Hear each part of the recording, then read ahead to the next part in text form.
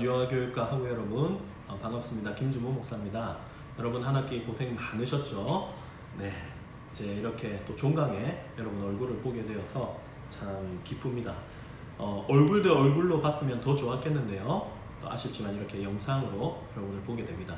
이제 더 이상 영상 촬영은 하지 않겠다 생각을 했는데 여러분 저에게 이런 과제를 주셔서 참 감사합니다. 네, 제가 말씀 한 절 읽겠습니다. 누가복음 15장입니다. 누가복음 15장 20절부터 24절까지 제가 한번 읽어보겠습니다. 이에 일어나서 아버지께로 돌아가니라. 아직도 거리가 먼데 아버지가 그를 보고 측은히 여겨 달려가 목을 안고 입을 맞추니 아들이 이르되 아버지 내가 하늘과 아버지께 죄를 지었사오니 지금부터는 아버지의 아들이라 일컬음을 감당하지 못하겠나이다 하나 아버지는 종들에게 이르되 제일 좋은 옷을 내어다가 입히고 손에 가락지를 끼우고 발에 신을 신기라. 그리고 살찐 송아지를 끌어다가 잡으라. 우리가 먹고 즐기자. 이 내 아들은 죽었다가 다시 살아났으며 내가 잃었다가 다시 얻었노라 하니 그들이 즐거워하더라. 아멘. 네, 오늘 우리가 읽은 말씀은 예수님의 가장 유명한 비유입니다. 교회를 다니는 분들은요, 이 탕자의 비유를 한 번도 안 들어보신 분은 없을 것입니다. 저는요, 오늘 이 비유를 가지고 조금 다른 관점이라기보다 어떤 한 부분에 좀 집중해서 말씀을 나누고 싶은데요. 저는 그래서 오늘 이 설교의 제목을 달려오시는 사랑, 달려오시는 사랑이라고 한번 잡아 보았습니다. 사랑하는 여러분, 제가 이렇게 우리 아들이 어렸을 때 기억입니다. 우리 아들이 첫째가 헐리우드 액션이 많아요. 그런데 이게 어린 아이들에게는 다 있는 현상이죠. 부모가 자신의 어떤 슬픔, 자신이 아픈 것들을 좀 알아줬으면 하는 마음에 괜히 더 이렇게 울기도 하고 아프다는 것을 표현하기도 하죠. 우리 아들도 그걸 참 잘했는데요. 그때 당시 신종플루, 타미플루 먹는 신종플루가 아주 유행했을 때입니다. 근데 우리 아들이 조금 열이 나는 것 같은 거예요. 그리고 조금 기침을 하고요, 목이 아프다고 이야기를 했습니다. 그런데 저희가 조금 대수롭지 않게 반응을 한 것 같아요. 아내와 제가. 이 녀석이 그게 섭섭했는지 나중에 밤중에 자다가 일어났어요. 일어나서는 목을 잡고 숨이 안 쉬어진다면서 막 이러기 시작하는 겁니다. 제가 보고 있다가 어떻게 합니까? 혹시나 모르잖아요. 안 그래도 신종 플루 독감이 돌고 있는데 혹시나 싶어서 어쩔 수 없이 이 아들을 데리고 그 밤에 차를 끌고 제가 영도에 살고 있는데 영도에서 다리를 건너 보건병원 응급실로 가게 되었습니다. 그런데 놀라운 것은요, 차가 이렇게 가고 있는데 응급실로 가까워지면 가까워질수록 우리 아들의 증세가 호전되기 시작하는 거예요. 처음에는 목을 잡고 숨이 안 쉬어진다고 하다가 다리를 건너가고 있는데 애가 좀 얌전해졌어요.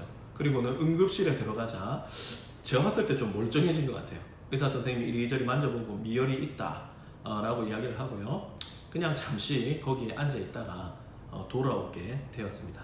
아들 녀석은 자신이 아픈 것을 좀 알아줬으면, 부모가 알아줬으면 해서 그런 일을 했겠죠. 이 녀석이 커도 바뀌지가 않습니다. 최근에 한 1, 2년 사이에 있었던 일인데요. 우리 아들을 학원을 보냈어요. 그런데 갑자기 핸드폰으로 다급한 전화가 왔습니다. 아빠, 큰일 났어요. 제가 가다가 여기 집 내려가다가 길에서 넘어졌는데 피가 많이 나요. 이렇게 이야기를 하는 거예요. 제가 그때를 잊을 수가 없습니다. 저희 집이 엄청 옛날 집이라서, 영도에 있는 집이라서 아파트지만 엄청 이렇게 경사가 심합니다. 차를 타고 가다가도 그 중간에 서면은요, 다시 출발하려고 하면 헛바퀴가 돌 정도로 경사가 심해요. 그런데 제가 그날 기억이 없어요. 그 말을 딱 듣고는 이거 큰일 났나 보다, 애가 많이 다쳤나 보다 싶어서요, 제가 옷을 주섬주섬 입고는 크록스를 그냥 이렇게 발을 구겨 놓듯 신고는 냅다 달리기 시작했습니다. 저희 집 높은 곳에서 저 밑에 있는 경비실까지 달려 내려가기 시작하는데 제가 어떻게 달렸는지 그냥 한 걸음에 그곳을 달려 내려갔습니다. 내려갔더니 우리 아들이 서 있더라고요. 그래서 조금 마음에 안심이 되었어요. 하나, 어떻게 된 거야? 어디 다쳤어? 많이 다쳤어? 어디가 피가 나? 하는데 우리 아들이 손바닥을 보여줍니다. 손바닥에 우리 이렇게 길거리에 넘어지면 돌에 찍혀가지고 이렇게 피가 조금 나오잖아요. 그 손바닥을 저에게 보여주는 겁니다. 물론 조금 화가 나기도 했지만 예, 뭐 지금 생각하니까 참 그것도 하나의 좋은 추억이었다 이렇게 생각이 되네요. 예, 여러분 저는요 오늘 우리 이 비유를 읽으면서 갑자기 그때가 생각이 났습니다. 우리 아들과 있었던 그때 일이 생각이 났어요.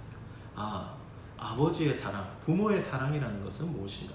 지극히 누군가를 사랑한다는 것이 무엇인가? 예, 그 사람이 아파하는 것, 그 사람의 신음소리를 듣고 그 사람이 힘들어하는 것을 보고 한 걸음에 그곳으로 달려갈 수 있는, 자신의 상황들을 살피지 않고 자신의 여건들을 살피지 않고 그 사람을 생각하면서 한 걸음에 찾아 달려갈 수 있는 것, 그것이 바로 참된 사랑, 또 부모의 사랑이 아닌가라는 생각을 한번 해보게 되었습니다. 오늘 이 탕자의 비유를 보니까요, 예, 그런 분이 한 분 나오죠. 이 탕자의 아버지입니다. 아버지가요, 아들이 멀리서 보이는데 그 아들을 먼저 알아보고 달려가기 시작합니다. 냈다 달리기 시작합니다. 이 본문을 이번 학기 우리 신학과 교수님 한 분이 야간에 설교를 하셨는데, 제가 그때도 이 부분이 너무 이렇게 마음에 와 닿았어요. 그때 당시 옷이 우리가 생각하는 나이키 반바지, 런닝화 이런 거 아니잖아요. 발목까지 오는 지렁지렁한 옷, 샌들을 신고 어떻게 달려갔겠습니까? 아버지가 옷을 걷어 올리고 그 길을 달려서 아들에게로 그 길을 따라서 아들에게로 달려가기 시작한 것이죠. 그리고 그 아들을 와라 껴안는 장면, 그 장면이 제 머릿속에 아주 이렇게 깊이 각인이 되었습니다. 사랑하는 여러분, 이 아들 어떤 아들입니까? 우리가 잘 알고 있잖아요. 탕자라고 부르는 이유가 있잖아요. 이 아들은 둘째 아들이었습니다. 근데 아버지가 참 부자였어요. 그러면 아버지 밑에서 이렇게 아버지 말 잘 듣고 있으면 나중에 그 재산이 자신의 것이 되잖아요. 그런데 요 녀석이 이게 보통이 아닙니다. 뭐라고 합니까? 아버지한테 찾아가서 이야기하는 거예요. 아버지 재산 아버지 죽으면 나한테 주실 거잖아요. 그래, 그렇지.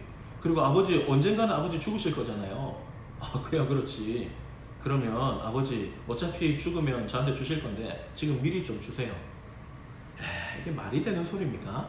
그런데 이 좋은 아버지는 그러한 아들의 요구를 듣고도 참고 인내하고 아들에게 그의 할당된 몫을, 재산을 주게 되었습니다. 그러자 이 아들이 그 재산을 다 팔아 정리해가지고 먼 곳으로 떠나죠. 그리고 그는 생각했을 것입니다. 이제 드디어 아버지 없는 곳에서 내 마음대로 살 수 있겠네. 야, 좋다. 가가지고 허랑방탕한 삶을 살기 시작합니다. 결국 어떻게 됩니까? 그렇게 들어온 돈은 금방 사라져버리게 됩니다. 이 아들은요, 이내 그 모든 돈을 다 날려먹게 되었죠. 그리고는요, 어떻게 됩니까? 그곳에서 먹고 살 것이 없어서 유대인들이 제일 싫어하는 것은 아니고, 유대인들이 부정한 동물로 여기는 돼지, 그 돼지를 치는 그와 같은 헛된 일을 하며, 그 헛된 일로도 자신의 배를 채울 수 있는 돈이 다 채워지지 않아서 그 돼지가 먹는 사료, 돼지가 먹는 그 열매를 자신이 뺏어 먹으면서 생명을 연명해 가게 되었던 것이죠. 여러분, 이런 아들은 벌을 받아 마땅한 아들입니다. 하지만 여러분, 이 아버지의 생각은 좀 달랐던 것 같아요. 이 아들이 그와 같은 비참한 삶을 살다가 갑자기 깨달음이 왔습니다. 그래, 내가 이렇게 살다가 죽느니 아버지께로 돌아가자. 그리고 아버지 밑에 납작 엎드려 빌고 이제는 아버지의 아들이 아니라 아버지의 종으로 살게 해달라고 제발 한번 빌어보자. 그리고 그 아버지 집에서 이제는 아버지라고 부르지 않고 종으로서 그 집에서 살아야 되겠다. 그렇게라도 사는 것이 내가 지금 여기서 이 비참한 삶을 사는 것보다 훨씬 낫겠다. 그는 생각했습니다. 그리고 돌아오기 시작했죠. 아버지에게 돌아간다고 편지를 썼습니까? 그런 것도 아니잖아요. 그러함에도 불구하고 아버지가 그곳에 나와 있었던 것이죠. 이 아버지는 어떠한 삶을 살았을까요? 떠나간 아들을 생각하면서 늘 아들이 기억날 때마다 아들이 떠났던 그곳, 아들이 돌아올 것 같은 그 길에 나가서 이 잃어버린 둘째 아들을 기다리고 있었던 것이죠. 그날 또 어김없이 이 아버지는 아들이 혹여나 돌아오지 않을까 싶어서 그곳에 나가 기다리고 있었던 것입니다. 거지가 된 아들이 돌아오기 시작합니다. 성경을 보니까 나중에 새 옷을 입히고 가락지를 끼우고 신발을 신기를 하는데 아마 신발도 없었던 것 같아요. 남루한 차림에 맨발에 걸어오는, 진짜 거지가 돼서 걸어오는 그 아들을 아버지가 먼저 알아보았습니다. 그리고 아버지가 그 아들에게로 달려가기 시작합니다. 예, 뭐 자신의 발에 돌뿌리가 걸리는지, 발을 돌이 찌르는지, 뭐 이런 거, 옷이 막 이렇게 어떻게 엉키는지 아무런 생각이 없는 것이죠. 아들을 향해 달려가기 시작합니다. 그리고 그 아들을 껴안고 계속해서 그 아들에게 입맞추기 시작하는 것이죠. 예, 아들이 좀 당황스러웠을 것입니다. 하지만 이 아들이 준비한 레파토리를 이제 해야 되는 거죠. 아버지, 제가 하늘과 아버지께 죄를 지었습니다. 이제는 아버지의 아들이라고 칭하지 마시고 그냥 이 집의 종의 하나로 저를 생각해 주십시오. 저는 그렇게 살아 마땅한 사람입니다. 라고 이야기를 하고 있는데, 이 아버지가 어떻게 합니까? 아버지는 그 말을 들으려고도 하지 않는 거죠. 이 돌아온 아들을 껴안고 입 맞추면서 자신의 종들에게 이야기를 합니다. 여봐라, 가서 제일 좋은 옷을 가지고 와라. 그리고 아들의 손에 가락지를 끼우라. 그리고 신발을 신기라. 그리고 살찐 송아지를 잡아서 우리가 잔치하자. 이 아들은 내가 잃었다가 다시 찾은 아들이다. 내 아들이 죽었다가 다시 살아왔다. 그러니 어찌 기쁘지 않을 수 있겠냐. 우리가 잔치를 벌이자 라고 말하고 있는 것이죠. 여러분, 이 비유를 딱 볼 때 우리가 그냥 알 수 있는 것이 있죠. 이 아버지는 누구를 의미하는 것입니까? 이 아버지는 하나님을 떠난 우리 인간, 그렇죠? 우리들을, 죄인인 우리를 기다리시는 그와 같은 아버지 하나님을 나타낸다라고 우리는 금방 알 수가 있을 것입니다. 네, 하나님 어떤 분이십니까? 오늘 예수님께서 말씀해 주고자 하는 하나님, 그리고 성경이 계속해서 말하고 있는 하나님은 어떤 분입니까? 하나님은 하나님을 배반하고 떠난 우리들, 하나님 계신지 안 계신지 잘 모르겠는데 하나님이라는 분이 내 인생에 관여하는 게 저는 불쾌해요. 내 인생은 내 건데 왜 내 마음대로 살면 안 되는 거죠? 왜 하나님이라는 분이 나한테 계신다는 거죠? 그리고 그분이 이렇게 내 인생에 왜 관여를 한다는 거죠? 저는 필요 없습니다. 저는 그냥 제 인생 제가 살래요. 저는요, 제 삶의 제 주인공이 될 거예요. 네, 뭐 이런 식으로 우리 모두가 어느 정도 가지고 있는 생각이지 않습니까? 이러한 생각으로 하나님을 떠난 우리들을 하염없이 기다리시며, 우리가 돌아오기를 기다리시며, 우리가 그 하나님 앞에로 돌아올 때 우리를 향해 달려와 우리를 안아주시는 분이 바로 우리 하나님이다 라는 사실을 오늘 예수님께서 말씀하시고 계시고 성경에서 끊임없이 이야기하고 있다라고 생각합니다. 지금 교회 절기는 대강절입니다. 대강절은요, 예수님께서 우리를 위하여 구원자로 이 땅에 오신 그것을 기념하는 그와 같은 절기죠. 예수님, 우리 기독교가 말하고 있는 이 구원관 안에도 우리를 향해 달려오시는 하나님이 잘 드러나고 있습니다. 하나님은 우리를 향해서 너희가 훌륭한 사람이 되어서 내가 너희에게 준 모든 숙제를 네가 다 풀어내면 내가 너를 좋은 곳으로 인도해 주겠다, 이렇게 말씀하지 않으셨습니다. 여러분, 기독교 구원이 가지고 있는 메시지, 성경이 우리에게 보내는 메시지는 무엇입니까? 우리가 하나님을 떠나 비록 힘들고 어려운 삶을 살고 있지만 어느 순간이든지 우리가 하나님을 향해 마음을 열고 아버지 하나님, 제가 하나님께로 돌아가고 싶어요 라고 말하면 하나님은 어김없이 우리에게로 찾아오시고 우리에게 달려오시는 분이다 라는 것을 성경은 우리에게 끊임없이 이야기해주고 있습니다. 기독교의 구원관도 그런 것이죠. 하나님이 우리를 향해서 내가 있는 하늘로 한번 올라와 봐라 라고 말씀하신 것이 아닙니다. 하나님은요, 이 땅 가운데 고통받고 힘들어하며 신음하며 살아가는 우리를 위하여 구원자이신 아들 예수님을 이 땅에 내려보내신 분, 우리를 찾아오신 분이 바로 하나님이시다 라는 것을 오늘 성경을 통해서 또 우리가 읽은 오늘 본문을 통해서도 알 수가 있습니다. 사랑하는 여러분, 우리 하나님의 사랑은 우리를 향해 달려오시는 사랑입니다. 우리 하구 여러분, 한 학기를 마무리하고 있는데요, 지금도 하나님은 달려올 준비를 하고 계십니다. 우리가 우리의 마음을 열고 하나님, 제 인생에 하나님이 필요한 것 같습니다. 하나님의 도우심이 제 인생에 필요한 것 같아요. 하나님, 지금부터라도 저의 하나님이 되어주시면 안 되겠습니까?